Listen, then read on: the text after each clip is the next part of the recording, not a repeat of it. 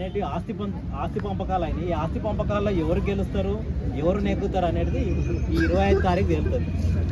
అంటే ఎవరి ముందు రిజిస్ట్రేషన్ చేసుకుంటే వాళ్ళే అయితే అదైతే వాస్తవమే. అది టీఆర్ఎస్ వద్దని వాళ్ళు అన్నారు. ఇప్పుడు ఇంట్లోనే పంపకాలు జరుగుతున్నాయి. ప్రజల పంపకాల తర్వాత కానీ ఇంట్లో పంపకాలు జరుగుతున్నాయి. ఆ తర్వాత ఏం జరుగుతుంది అనేది 25 తారీఖు పేరు మార్చేపాటికి కలిసి రాలేదని కేటీఆర్ గారు అన్నారు. దాని గురించి ఏమంటారు సార్? ఇప్పుడు ఏమంటుందంటే పేరు మార్చడం అంటే సత్యం కంప్యూటర్ ఉంది, మైటాస్ అయింది. ఏమైంది? లాస్ట్కి వస్తే అడ్రస్ లేకుండా పోయిందా?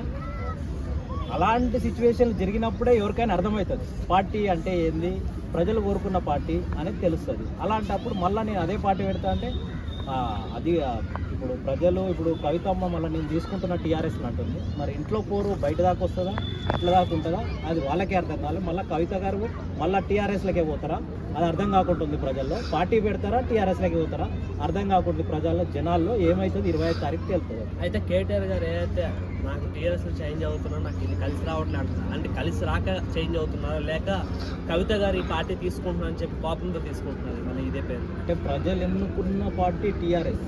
ఆ రోజు ప్రజలు గొంతు కవులు, ప్రజలు, గాయకులు, విద్యార్థులు అందరు కలిసి పెట్టిన పార్టీ, అది కసితోని పెట్టిన పార్టీ. అది ఈరోజు మధ్యన వచ్చి డబ్బు వచ్చింది, పార్టీ పదవి వచ్చింది అని చెప్పి మార్చారు కావాలని. అలా కాకుండా ప్రజలు కోరుకున్న పార్టీ